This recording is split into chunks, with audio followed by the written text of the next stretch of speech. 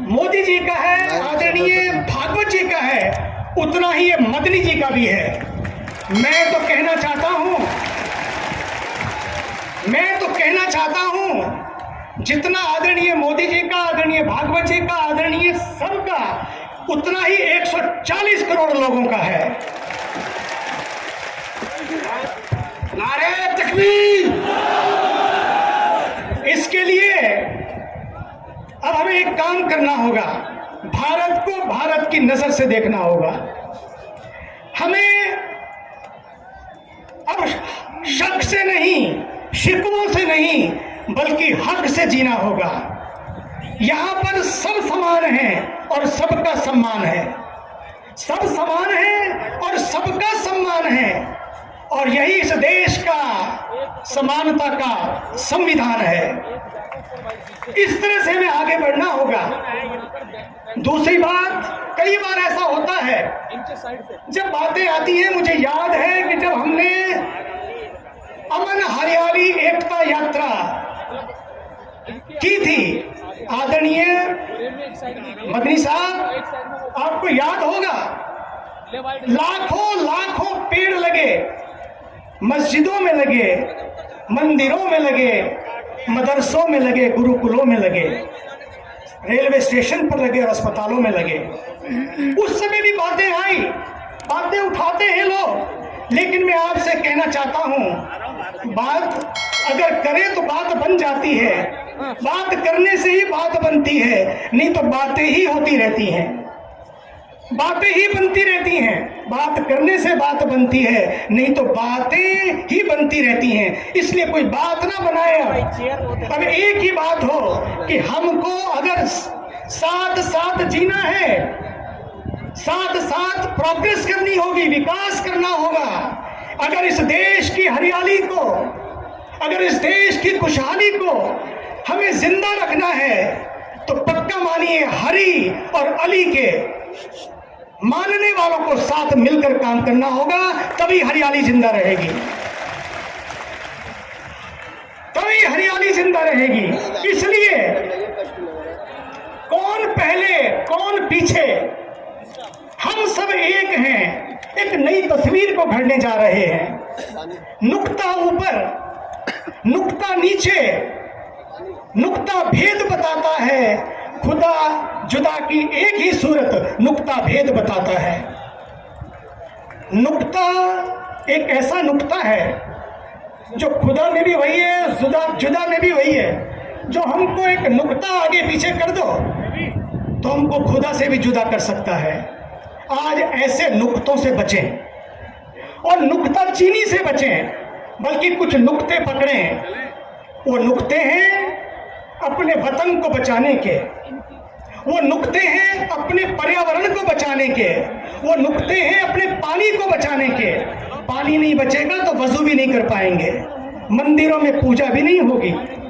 ये mission life, climate change और global warming के जो मुद्दे हैं, हम सब उसके लिए काम करें, पानी के लिए काम करें, पेड़ों के लिए काम करें, पहाड़ों के लिए काम करें। ये सब बचेगा तो बहुत कुछ बचेगा। आज इस सब के बाद एक संकल्प होने जा रहा है। उस संकल्प को जब हम करेंगे, आप देखेंगे आज का वही संकल्प ही इस देश की तकदीर को बदल देगा और इस देश की तस्वीर को बदलेगा। वो संकल्प हम सब मिलकर करेंगे। समय आया है कि मैं चाहता हूं ये देश बहुत जल्दी ही पूरे विश्व में नंबर 1 तो है, नंबर 1 है, लेकिन मुसलमानों की भी संख्या नंबर 1 होने जा रही है इस देश में। पूरे विश्व में जितने मुसलमानों में सबसे ज्यादा मुसलमान यहां होंगे। अभी दूसरे नंबर पे हैं आप, लेकिन नंबर 1 होना बड़ी बात नहीं है, बड़ी बड़ी चीजें खड़ी करना बड़ी बात नहीं है, लेकिन इस वतन को बढ़िया कैसे बनाया जाए, बात नंबर की नहीं है। इस वतन को बढ़िया कैसे बनाया जाए, वो तभी होगा जब हम सब मिलकर खड़ी हो रही नफरत की दरारों को भरेंगे, दीवारों को तोड़ेंगे और दिलों को जोड़ेंगे। दिल जुड़ेंगे तो केवल दिल्ली नहीं बल्कि दुनिया भी जुड़ जाएगी। दुनिया भी जुड़ जाएगी। इसलिए मुसलमानों को खासकर, क्योंकि मैं जहां भी जाता हूं, अभी मैं परसों रात को ही आया, अमेरिका में था, एक ड्राइवर मेरे जो मुझे ड्राइव कर रहा था, उसने पूछा आप कहाँ से आए हैं? मैंने कहा मैं भारत से ऋषिकेश से आया हूँ। उसने कहा मैं पाकिस्तान से हूँ। तब उसने कहा कि दुआ करिए कि जो पाकिस्तान में हो रहा है वो किसी देश में ना हो, दुआ करिए जो टर्की में हो रहा है वो कहीं ना हो। मैंने कहा, मन में सोचा